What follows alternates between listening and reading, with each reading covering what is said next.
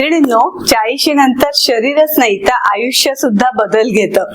थकवा जाणवतो, हार्मोन्स कमी जास्ती होतात, मुलं मोठी होतात, स्वतःसाठी वेळ मिळत नाही. कारण काय आहे, घरातली कामं काही संपत नाही.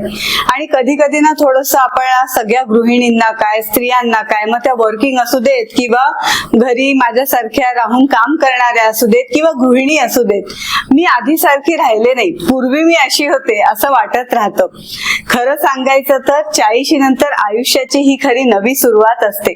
आपण त्याच्याकडे कसं बघतो, आपण स्वतःमध्ये काय बदल केले पाहिजे जेणेकरून आपण फ्रेश, एनर्जेटिक आणि ऍक्टिव्ह राहू शकू, हे आजच्या व्हिडिओ मध्ये तुम्हाला बघायला मिळणार आहे. फक्त थोडंसं बदल करायचंय आणि स्वतःकडे लक्ष द्यायचंय. नमस्कार मंडळी, मधुरा दिवाच्या ब्रँड न्यू व्हिडिओ मध्ये पुन्हा एकदा आपल्या सगळ्यांचं मनापासून खूप खूप स्वागत. आजचा व्हिडिओ सगळ्या आपल्या मैत्रिणींसाठी आहे, खास करून ज्यांनी 40 ओलांडलेली आहे. सो मधुरा दिवा युट्यूब चॅनलवर जे कोणी नवीन सबस्क्रायबर्स आता आपल्याशी जोडले गेले आहेत त्या सगळ्यांना मी विनंती करते की आपले पूर्वीचे भरपूर व्हिडिओज आहेत ते सगळे बघा, स्वतःमध्ये एक सकारात्मक बदल घडवून आणा.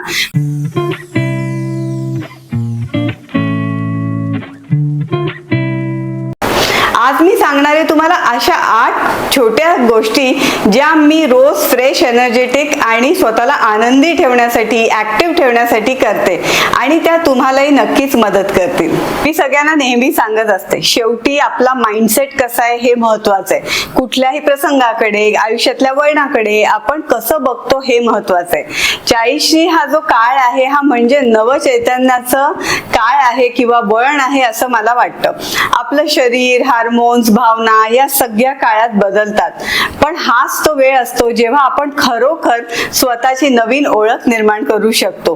मुलं थोडी मोठी होतात, जबाबदाऱ्या थोड्या स्थिरावतात आणि स्वतःसाठी वेळ काढणं इतकं त्रासदायक होत नाही. जमलं तर सगळं जमतं, नाही इच्छा असेल तर काहीच जमत नाही. 40 नंतरचा थकवा टाळायचा असेल तर स्वतःकडे लक्ष देणं ही लक्झरी नाही तर ही आपली गरज आहे. सर्वात पहिली टिप तर मी सगळ्या लेडीजना अशी देईल की सकाळी थोडंसं स्ट्रेचिंग करा. एखाद्या छान निसर्गरम्य बाग असेल तर बागेत जावा, टेरेस असेल तर टेरेसवर जावा किंवा कुठेतरी जिथे तुम्हाला छान फ्रेश एअर मिळेल इथे जा. तिथे थोडंसं योगासनं, प्राणायाम, स्ट्रेचिंग करणं खूप महत्वाचं आहे. 40 नंतर आपले जे नसा असतात, टिश्यूज असतात ते सगळे अशा गोठले जातात किंवा स्टिफनेस एक प्रकारचा आपल्या शरीरात निर्माण होतो. मग अगं बाई, उठताना दुखतंय, चढताना दुखतंय, बसताना दुखतंय अशी व्यथा आपली होता कामा नये. सो लवचिकता असणं खूप महत्वाचं आहे. आम्हाला तर योगा क्लासमध्ये सांगतात शेवटपर्यंत चालतं फिरतं असावं, त्यासाठी योगासनं करा. आता तुम्ही बघताच आहात की मी टेरेसवर आलेली आहे, सगळेजण मला विचारतात तुम्ही फ्रेश कसे राहतात. खरं सांगू तर हा शेवटी विचारसरणीचा भाग असतो. दुसरा म्हणजे मी असंच योगासनं, प्राणायाम, चंद्र नमस्कार असं सगळं करत असते जे माझ्या ट्रेनरनी मला शिकवलेलं आहे. सो त्याच्यामुळे मला पूर्वी इतकं अंगदुखीचा त्रास व्हायचा, पाठ दुखायची, स्पॉन्डिलायसिसचा मला त्रास आहे, थोडासा गुडघा पण दुखतो, त्याच्यामुळे सूर्य नमस्कार मी घालत नाही, चंद्र नमस्कार घालते. सो प्रत्येक एक्सपर्टला विचारून काय आपल्या शरीरासाठी योग्य आहे ह्या सगळ्या गोष्टी मी शिकून घेतलेल्या आहेत. तर तुम्ही सुद्धा तज्ञांचा सल्ला घेऊन स्वतःच्या मनाने न करता कोणाच्या तरी तज्ञाचा सल्ला घेऊन एक्सरसाइज रुटीन तुमचं प्लॅन केलंच पाहिजे. नाहीतर काय होईल माहितीये का, सतत थकवा राहील. आणि सर्वात छान योगासनांची तर मला असं वाटतं की माइंड, बॉडी आणि सोल अलाइन होण्यासाठी योगासनं, प्राणायाम हे खूप जास्ती गरजेचं आहे. आणि एक उत्साह राहतो, दिवसभर फ्रेश राहतो. नाहीतर सतत काहीतरी दुखत असतं, ऍसिडिटी काय होते, अजून काय काय त्रास होतात. सो ह्या सगळ्या गोष्टींमधून सुटका पाहिजे असेल तर सकाळी स्ट्रेचिंग किंवा लाईट एक्सरसाइज करणं आवश्यक आहे. योग आणि प्राणायाम, शरीर हलकं आणि मन शांत. 15 मिनिटं योग आणि प्राणायाम हे फक्त शरीरासाठी नाही तर मनासाठी सुद्धा औषध आहे. 40 नंतर स्नायू स्टिफ होतात, सांधे दुखतात, थोडंसं स्ट्रेच. सकाळचा नाश्ता म्हणजे ब्रेकफास्ट खूप जणी स्किप करतात. घरात जे कामाला सुरुवात होते की आम्ही बिचाऱ्या उपाशीच राहतो. सगळा स्वयंपाक करतो पण आमचं पोट मात्र रिकामं. असं अजिबात करायचं नाही. सकाळचा नाश्ता किंवा ब्रेकफास्ट म्हणजे दिवसभराचा आपला एनर्जी डोस असतो. आपल्यापैकी खूप जणांना अशी सवय आहे की आपण उठल्या उठल्या गरम पाणी पित नाही, काही नाही, आपण पटकन चहा पितो. आणि असा जेव्हा मी करत होते तेव्हा मला जाणवलं की मला खूप जास्ती ऍसिडिटी व्हायची. रिकाम्या पोटी चहा ओतला मग तर काय विचारायलाच नको. मग तेव्हा माझ्या लक्षात आलं की असं करण्यापेक्षा सकाळी उठल्या उठल्या एखादं फळ खाल्लं, खास करून सफरचंद खाल्ल्यावर मला तर खूप बरं वाटतं बघा. सकाळी उठल्या उठल्या एक सफरचंद खायचं किंवा मनुके, बदाम, ड्रायफ्रुट्स असं काहीतरी तुम्ही खाऊ शकता. म्हणजे छोटासा हलकं का होईना पण ज्याला आपण म्हणतो ना एनर्जी डोस सारखं तुम्ही खायला पाहिजे. आता चहा तर पाहिजे, चहाशिवाय काही दिवस सुरुवात होत नाही. सो गवती चहा मी नेहमी माझ्या ह्याच्यात सकाळच्या रुटीन मध्ये ठेवते, कारण माझी कफ प्रकृती आहे थोडीशी. त्याच्यामुळे गवती चहा जर का मी घेतला तर मला कफचा त्रास कमी होतो. त्याचसोबत मैद्याची बिस्किटं, खूप साखर असलेली बिस्किटं मी टाळते आणि गव्हाची घरगुती साजूक तुपातली ही बिस्किटं मी 2 बिस्किटं तरी खाते. त्याच्यानंतर माझा योगाचा क्लास किंवा जे काही रुटीन असेल त्याला मी सुरुवात करते.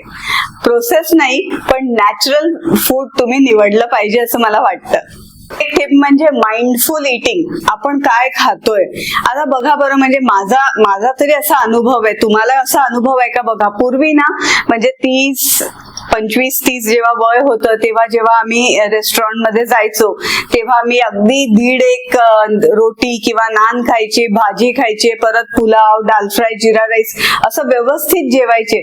पण आता 45-46 च्या पुढे जेव्हा आपलं वय जातं तेव्हा आहारनं खूप कमी होतो. खरं तर बाहेरचं ऑइली खाणं, भरपूर आलं, लसूण, मिरची याचा ठेचा लावलेलं खाणं मला तर अजिबात सहन होत नाही. चमचमीत खायचं पण थोडंसं प्रमाणात. मग त्याच्यामुळे काय झालंय की बाहेर हॉटेलमध्ये गेलं तरी अर्ध्या रोटीमध्येच विषय संपतो, अगदी घासभर भात खाल्ला की संपतो. पण रोजच्या रोज दैनंदिन जीवनामध्ये भात, डाळ, भाज्या, सूप, सॅलड, फळं ह्या सगळ्याचा समावेश असायला पाहिजे. पण मला असं वाटतं थोडंसं प्रकृती अनुसार तुम्ही जर का कुठल्या आयुर्वेदिक डॉक्टरचा सल्ला घेतला तर आपण चुकीचा आहार तर घेत नाही हे तुमच्या लक्षात येईल. कधी कधी ना आपल्याला सध्या इतकं नॉलेज ओव्हरलोड झालेलं आहे ना, हे खाल्लं पाहिजे, ते खाल्लं पाहिजे, आणि आपली प्रकृती तशी असेल की त्याला ते अन्न सूट होत नसेल. जसं मला थायरॉइड आहे तर मला सोयाचे पदार्थ अजिबात चालत नाही किंवा गव्हाचा पदार्थ कमी खायला लागतो, म्हणजे खूप नाही खाऊ शकत मी. सो फ्लावर कोबी खाऊ नाही शकत. सो म्हणजे हे पथ्य. सो प्रकृती अनुसार तुमच्या हेल्थ कंडिशन अनुसार या सगळ्या गोष्टी असतात.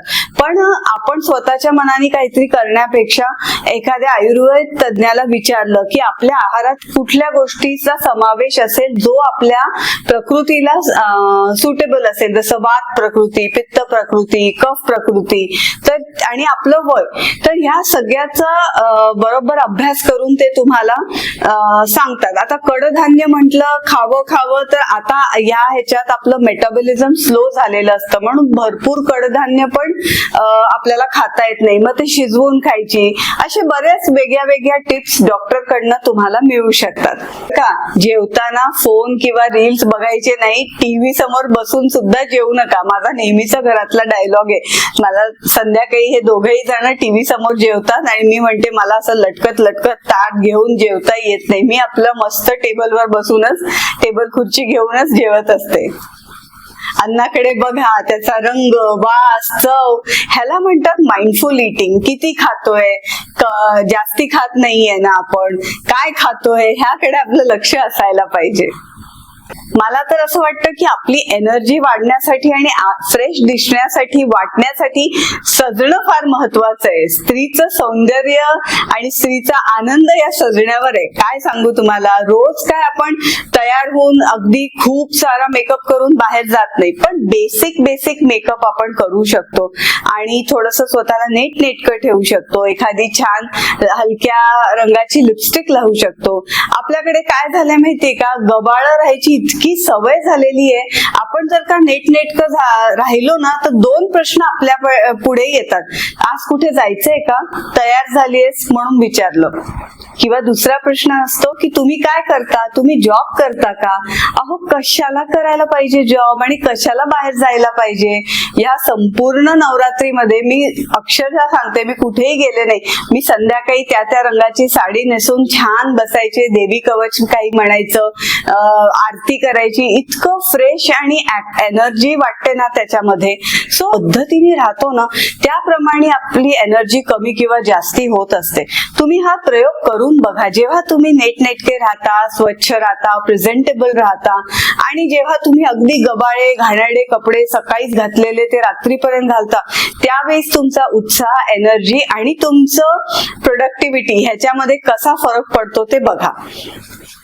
काहीतरी चेंजेस आपण करू शकतो स्वतःमध्ये. कधी साडी नेसू शकतो, कधी छान कानातले घालू शकतो, थोडीशी लिपस्टिक लावू शकतो, वेगळ्या पद्धतीचे सलवार सूट ट्राय करू शकतो. काहीतरी बदल जो आपल्याला साजेसा आहे तो करायलाच पाहिजे. कधी आरशात बघा स्वतःकडे, स्वतःला अप्रिशिएट करा. जेव्हा आपल्याला स्वतःबद्दल छान वाटतं ना त्यावेळेस आपला आत्मविश्वास दुपटीने वाढतो, आपली एनर्जी चांगली राहते, पॉझिटिव्ह राहते. जेव्हा आपण सतत कोसत बसतो स्वतःला, असं कसं तसं कसं, तेव्हा आपल्याला त्रास होतो. आता बघा, वयाप्रमाणे केस पांढरे होणार, सुरकुत्या येणार, सगळं होणार. आता माझे पण केस इथून सगळे पांढरे झालेले आहेत. मी काय करते माहितीये, मला असं वाटतं की जेव्हा अशा पद्धतीने माझा अवतार होतो ना तेव्हा मला खूप लो फील होतं. मला तर आजारी पडल्यासारखं वाटतं, का माहित नाही. मग अशा वेळेस ना मी मस्त हेअर कलर घेते, हेअर कलर छान केसांना लावते आणि मग मला एकदम फ्रेश वाटायला लागतं. आता प्रत्येकाचा वेगळ्या काय म्हणतो त्याला तऱ्हा असतात स्वतःला फ्रेश ठेवण्याच्या. सो मी जर का प्रेझेंटेबल आणि छान राहिले ना तर माझा माइंडसेट खूप छान राहतो आणि मला फ्रेश वाटतं, ऍक्टिव्ह वाटतं आणि कॉन्फिडंट सुद्धा वाटतं. राहणं माझ्यासाठी फार जास्ती महत्वाचं आहे. माझ्या बाल्कनी म्हणजे माझ्या गार्डन मध्ये छोटसच अंगण आहे, पूर्वीसारखं नाहीये. त्याच्यामुळे छोट्याशा अंगणात का होईना हे बर्ड फीडर आहे. आणि ना मी बरेचदा बघितले, आपण ना कष्टाची कामं अवॉइड करतो, जिने चढणं उतारणं किंवा जमिनीवर बसणं उठणं, या सगळ्या कामं आपण अवॉइड करतो आणि त्याच्यामुळे ना खूप स्टिफनेस वाढतो. सो काही कामं आपण फिजिकल कामं त्या अनुषंगाने केले पाहिजे, ऑटोमॅटिकलीच होतं. आता जसं हा बर्ड फीडर आहे, आता खूप पाऊस पडला त्याच्यामुळे ह्याच्यात जी बाजरी होती ती अतिशय घाण झालेली आहे आणि मला असं वाटतं इतके छोटे छोटे पक्षी छान तिथे येतात आणि चिमण्या येतात, छोटे बर्ड्स येतात, होला येतो. तर मग अशा सगळ्या पक्ष्यांना आपण असं अन्न देण्यापेक्षा छान काहीतरी देऊया म्हणून मी हे बर्ड फीडर काढलेले आहेत, ते स्वच्छ केलेले आहेत. जुनी बाजरी जी आहे ती फेकून दिलेली आहे आणि फ्रेश ताजी मस्त बाजरी भरून मी ती लावलेली आहे. जेव्हा पण तुम्ही बर्ड फीडर लावता ना तर पहिले 2-3 दिवस ना पक्षी फिरकत सुद्धा नाही, कारण ते घाबरतात.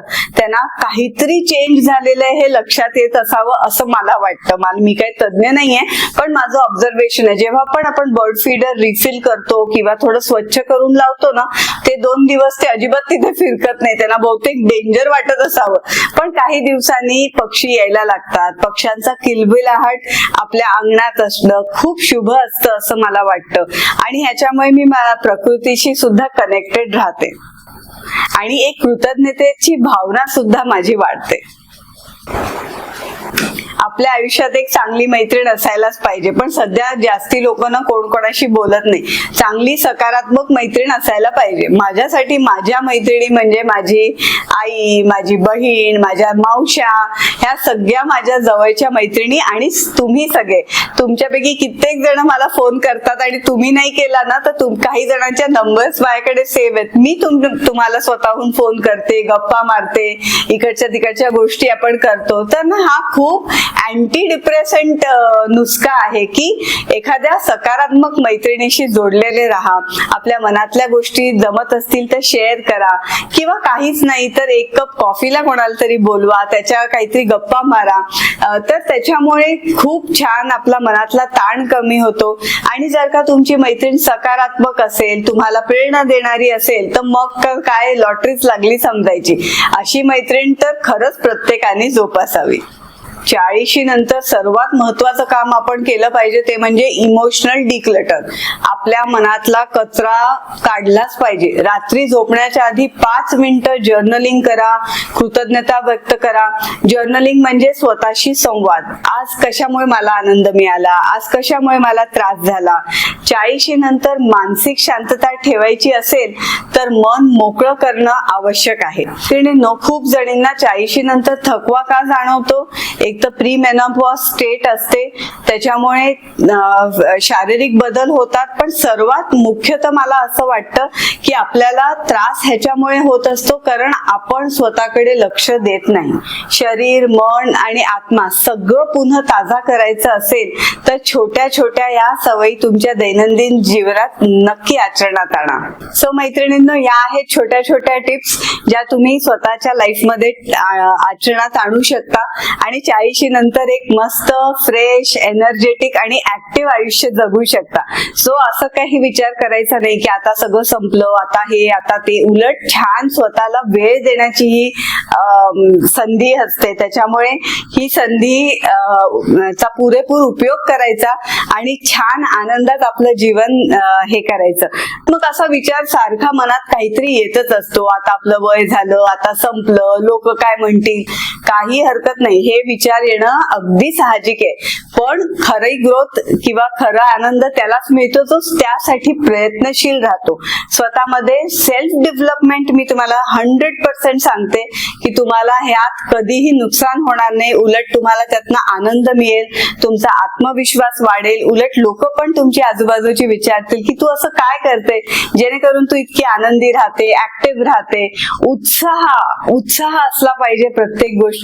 म्हणजे मला तर असा इतका उत्साह असतो, हे करू का ते करू, हे करू का ते करू. मला कधीतरी स्वतःला काम डाऊन करावं लागतं. सो छोट्या छोट्या गोष्टींमध्ये उत्साह असणं, आनंद मिळणं हे तेव्हाच होऊ शकतं जेव्हा तुम्ही स्वतःवर काम करता. सो 40 नंतर मी स्वतःला चेंज करणार आहे, मी ऍक्टिव्ह राहणार आहे असं मला नक्की कमेंट मध्ये लिहून पाठवा. म्हणजे मला जरा समाधान वाटेल. एवढी सगळी मेहनत तुमच्यासाठी केली आहे मैत्रिणींनो, त्यातनं थोडा तर बदल स्वतःमध्ये नक्कीच करा. माझ्यासाठी नाही तर तुमच्या आनंदासाठी. सो मंडळी, लवकरच भेटूया एका नवीन व्हिडिओ मध्ये नवीन विषयासकट. Till then stay happy and stay motivated. नमस्कार.